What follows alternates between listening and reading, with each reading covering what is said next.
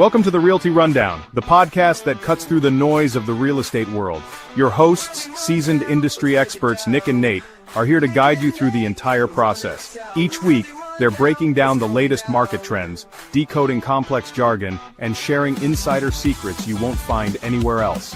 Whether you're buying your first home, selling a property, or building an investment portfolio, we provide the clear, actionable advice you need to make your next move your best move.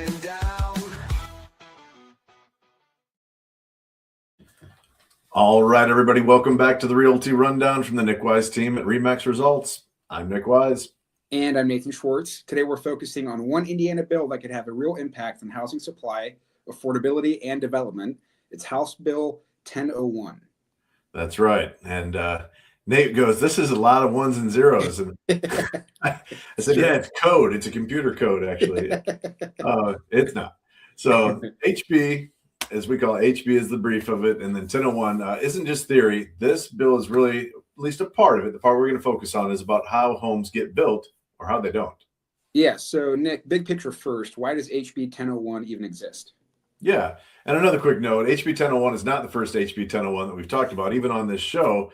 And the fact we've talked about the exact same House bill number because think of these as proposals. So as they're putting these through committees and whatnot, when they get attached to these lower numbers like 1001 or 1002 or 1003, these are the most prominent bills. Mm-hmm. Typically, these are the ones that are getting the most attention, and they're often the ones that are most likely to get passed. So what is it? Indiana has a housing supply problem. It's not just a pricing problem. In fact, it's mostly a supply problem that causes the prices to go up. So just 2 weeks ago, we were talking about the federal initiatives that we see coming out of Washington, D.C. Well, now we've got the state taking the reins. And obviously for them, it's even more pertinent because it's their state.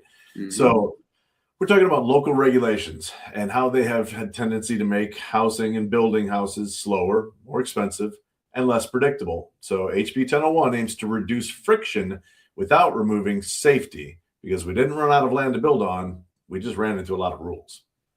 Yeah, so let's talk zoning. What actually changes here? Yeah, so it's more single-family homes and duplexes become by right, and that's a term we might talk about a little more in residential zones, which means you won't need a public hearing if you are compliant in your project. It also means that ADUs are allowed by default unless the city opts out. So like we've seen some cities like Goshen opted out of having short-term housing, or as you may think of it as verbos or Airbnbs. They did that for a multitude of reasons, which we won't get into on the show. But a city will have a right to opt out of these. And then multifamily and mixed use capabilities for commercial zones. So this again is when we see like an old industrial, sometimes warehouse like Goshen has, I think it's called the Hawk. I should have looked this up beforehand, but it's a big old commercial building that they've been converting into apartments and condominiums. So when we have these easy development projects that aren't crazy, that aren't, breaking any molds, they have that by right to become residential zones. So this is going to save time, money in development, faster approvals, which means more homes built. More homes built means less upward pressure on prices. So really, it's about making it easier to build normal housing again.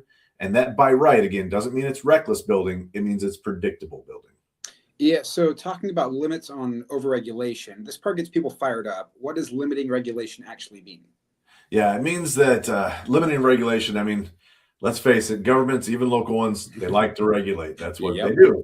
That's their job. So cities in this situation will not be able to regulate things like paint color, roof styles, exterior materials that are being used, or minimum square footage. Like you may have that in an HOA, and an HOA can doctor that, right, and decide what they want. Mm-hmm. As far as the city goes, they cannot require certain minimum square footages. It reduces cosmetic mandates that add cost, but not necessarily value. So important clarification again is that safety codes still apply. Fire, floodplains, structural rules, these all stay intact. But, the difference is, again, how quickly we can get things done. Yeah, and this targets cost without touching safety. Yeah, exactly. You shouldn't have to pay more for a house just because someone doesn't like the color beige. Yeah, so moving on real quick, parking, that doesn't sound too exciting, but you said this is a big deal. Why so?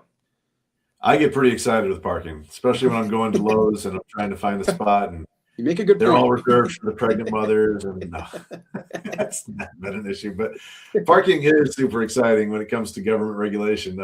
So parking mandates, they can actually add thousands per unit. Nate, I'm not sure if you've had to do this recently, but we got a quote last year on a commercial property that had to put a new parking lot in, and wow, the cost of concrete is astronomical, and just the cost of asphalt is super high as well right now. So HB 1001 caps required parking. You can have one space per single family home or one per apartment unit, and no minimum parking for smaller homes, affordable housing, senior housing, or again, that commercial to residential conversion housing. So why buyers care about this? Less parking equals lower construction costs, and lower cost equals more affordability. So every unnecessary parking space is kind of like a hidden tax on housing.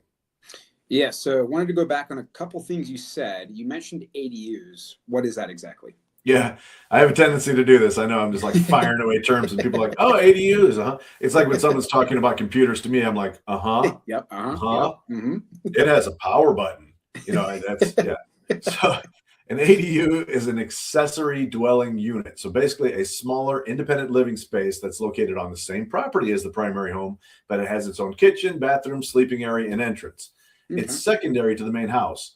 So it's basically a common example, I guess, would be like an apartment over a garage, or a finished basement with a separate entrance, or even a small backyard cottage, an in-law suite, a carriage house.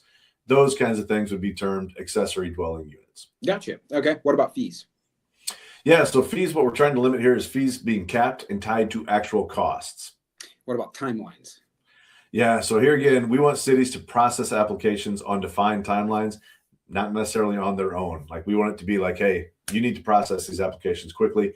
You've got this amount of time to do it. And lastly, then I'll leave you alone, but what about transparency? So this is a big one to me. I mean, we hear about transparency in the government all the time. We don't always get it. But this requires annual public reporting, on housing approvals and denials. So they have to answer to their constituents. Yeah. So this makes housing rules visible instead of vague. So what does this mean, short version, for buyers and sellers? Yeah, rapid fire here. So for buyers, more supply over time, which means less competitive pressure. It means better entry level and missing those middle options, more homes that are affordable. Affordability improves structurally, not artificially. It's real. Homes getting built. For sellers, healthier market, more qualified buyers, long-term price stability versus these boom and bust cycles, better outcomes for move up and for downsizers. So this isn't about crashing prices. Not at all. It's about normalizing the market, actually. Something we've been yearning for a while. Healthy markets don't need gimmicks. They need supply. So does this mean we're getting half of houses anytime soon? Maybe? It does, actually. You're going to have a coupon. We'll issue coupon. Go. You still got to qualify. You still got to make payments. This just makes it possible to build enough homes that the system stops fighting itself.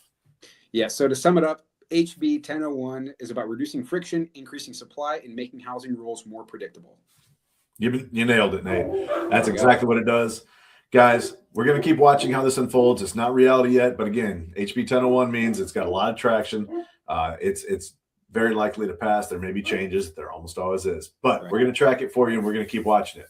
We're going to let you know what local communities decide to do with it as well, because it could be different in Goshen as opposed to Middlebury, Napanee. Everybody's got their own rights. That's the other thing about this. It's not an overreach of government.